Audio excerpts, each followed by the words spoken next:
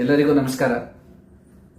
ನಿನ್ನೆ ದಾವಣಗೆರೆಯಲ್ಲಿ ಶ್ರೀರಾಮ ಸೇನೆ ಕರ್ನಾಟಕ ರಾಷ್ಟ್ರೀಯ ಅಧ್ಯಕ್ಷರಾದಂಥ ಶ್ರೀ ಪ್ರಮೋದ್ ಜಿ ಮುತಾಲಿಕ್ ರವರ ಸಾನ್ನಿಧ್ಯದಲ್ಲಿ ಅವರ ಅಧ್ಯಕ್ಷತೆ ಮೇರೆಗೆ ಎಲ್ಲ ರಾಜ್ಯದ ಪದಾಧಿಕಾರಿಗಳನ್ನು ಘೋಷಣೆ ಮಾಡಿದರು ಮತ್ತು ಅದರ ಜೊತೆಯಲ್ಲಿ ಜಿಲ್ಲಾ ಅಧ್ಯಕ್ಷರುಗಳ ಕಾರ್ಯದರ್ಶಿಗಳ ಪದಾಧಿಕಾರಿಗಳನ್ನು ಘೋಷಣೆ ಮಾಡಲಾಯಿತು. ಅದರ ಜೊತೆಯಲ್ಲಿ ನನ್ನದೊಂದು ಮಹಾಭಾಗ್ಯ, ಕರ್ನಾಟಕ ರಾಜ್ಯ ಧರ್ಮ ಪ್ರಚಾರ ಪ್ರಮುಖ ಅಂತ ಹೇಳಿ ನನ್ನನ್ನು ಕೂಡ ಆಯ್ಕೆ ಮಾಡಿದ್ದಾರೆ.